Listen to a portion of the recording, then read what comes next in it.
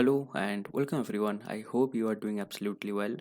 तो आज के इस वीडियो में हम ये देखेंगे कि आप कैसे किसी भी पर्टिकुलर टॉपिक को सबसे ज़्यादा इफेक्टिवली कवर कर सकते हो with the help of WWHS method. Now इस वीडियो में हम ये देखेंगे कि WWHS मेथड है क्या, ये क्यों इतना ज़्यादा इफेक्टिव है एंड आपको कैसे इसको अप्लाई करना है अपने पढ़ाई में। And I will show you through a live demonstration कि आपको कैसे ये चीज़ करना है। Now, the first thing कि WWHS method है क्या? That is basically four pillars of any particular topic. The first pillar is what? आपको ये जानना है कि वो particular topic है क्या? Have to have some sort of basic understanding about the topic. उसके बाद the second pillar is why. आपको ये जानना है कि वो particular topic जिसके बारे में आप पढ़ रहे हो वो क्यों हुआ था, हुआ है या फिर होने वाला है. Basically the reasons behind any particular topic. The third pillar is how. आपको ये जानना है कि वो जो पर्टिकुलर चीज़ हुआ था या फिर होने वाला है या फिर होगा, उसके पीछे का प्रोसेस क्या है, how the thing have worked. ठीक है, alright. The fourth and last one is stakeholders. Now किसी भी पर्टिकुलर टॉपिक में कौन कौन इन्वॉल्व्ड है या फिर इन्वॉल्व्ड हो सकता है या फिर इन्वॉल्व था, ये आपको जानना है। एंड मैं आपको जब लाइव डेमोन्स्ट्रेशन में शो करूँगा तो आपको ये चीज़ समझ में आ जाएगा। Alright, now the thing is कि ये जो फोर्थ पिलर है ये चेंज हो सकता है बिकॉज हर टॉपिक में स्टेक होल्डर्स ना भी मिल सकता है। एंड फॉर एग्जांपल जैसे साइंस एंड टेक का आप अगर सब्जेक्ट पढ़ रहे हो तो उधर स्टेक होल्डर्स ज़्यादा नहीं मिलेंगे।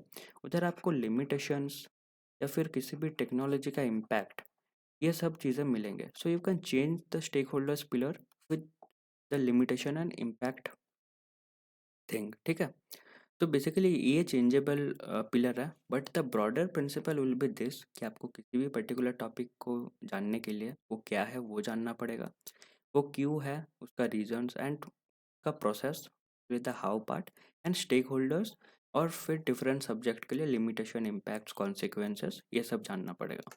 नाउ ये इतना ज़्यादा इफेक्टिव क्यों है? आप अगर यूपीएससी का क्वेश्चन देखोगे, दैट इज PYQ, चाहे वो प्री का हो या फिर मेंस का हो, आप देखो कि क्वेश्चन जो पूछे जाता है ना, वो कहीं ना कहीं इन फोर पिलर से ही पूछे जाता है कि कोई चीज़ पर्टिकुलरली क्या है या फिर कैसे हुआ है या फिर क्यों वो चीज़ एग्जिस्ट करते हैं। And maybe they will ask the stakeholders, या फिर साइंस एंड टेक के केस में द बेस्ट एग्जांपल इसकी किसी भी टेक्नोलॉजी का इम्पैक्ट क्या है, का डाउनसाइड क्या है।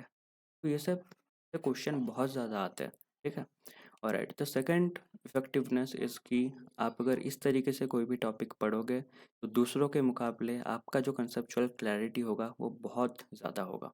ठीक है, now I will show you the live demonstration. इसमें मैंने जो टॉपिक लिया है that is revolt of 1857। Now इसको हम उसी पिलर्स में डिवाइड करेंगे।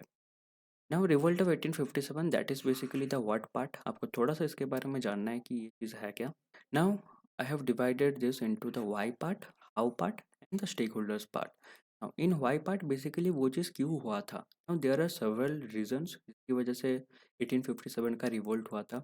Likewise political reasons जैसे डॉक्ट्राइन ऑफ लैप्स, जो अवध एंड झांसी का एनेक्सेशन हुआ था, जो ट्रेडिशनल रूलर्स थे उनका डिस्प्लेसमेंट, एंड जो इंडियन रूलर्स थे उनके प्रति जो डिसरिस्पेक्ट था ब्रिटिश ऑफिशियल का, उन सब। And there are social issues as well. जो इंडियन ज़मींदार थे या फिर पीजेंट्स थे, आर्टिसंस थे, उनके खिलाफ बहुत ज़्यादा एक्सप्लॉइट करना, टैक्सेशन बहुत हैवी कर देना, एंड ट्रेडिशनल इंडस्ट्रीज कहीं ना कहीं डिक्लाइन हो रहे थे ड्यू टू ब्रिटिश पॉलिसीज। इसमें और भी चार पांच रीजन्स है जो कि वाई पार्ट में आ सकता है। I have not included here because PDF बहुत ज़्यादा बड़ा हो जाएगा, तो मैंने इधर एक्सेट्रा लगा दिया है। Now you can include those topics and read them likewise. ठीक है, उसके बाद द हाउ पार्ट की कैसे रिवोल्ट ऑफ 1857 हुआ था, the process behind it. Now if you read some book, जो इमीडिएट स्पार्क था that is because of the cartridge incident. उसके बाद इमीडिएट में म्यूटिनी हुआ था, उसके बाद थोड़ा सा स्प्रेड हुआ और रिवोल्ट का डिफरेंट ग्रुप्स पार्टिसिपेट करने लगे, नाउ सो ऑन। एंड ये सब डिटेल्स आपको कोई भी आप स्टैंडर्ड बुक पढ़ रहे हो तो वहाँ से आपको ईजिली मिल जाएगा। Now the fourth pillar is stakeholders. The Indian stakeholders are rebels, leaders, Indian soldiers, जो ज़मींदार थे, किसान थे वो। ब्रिटिश स्टेक होल्डर्स में British East India Company officials, military. Neutral optimistic opportunistic stakeholders में जैसे बहुत सारे लोग जो कि अपना फ़ायदा देखते थे, रिवोल्ट में उन सब, and many others are there. तो आप एक चीज़ नोटिस करो कि 1857 रिवोल्ट से अगर आपको मेंस का कोई क्वेश्चन पूछ लिया जाए, तो आप ये सब चीज़ डायरेक्टली इधर प्लॉट कर सकते हो, सब कुछ आपका बना बनाया रहेगा। That is another benefit of WWHS method, कि आप अगर ऐसे करोगे तो you don't have to think the answers कि आप कैसे फ्रेम करोगे, you have already in front of you और इन योर माइंड। ठीक है, आप इजीली इसे प्लॉट कर पाओगे। ऑलराइट, एंड ये बेसिक प्रिंसिपल है कि बेसिकली आप अगर कोई टॉपिक को कवर करना चाहते हो तो ऐसे करना होगा।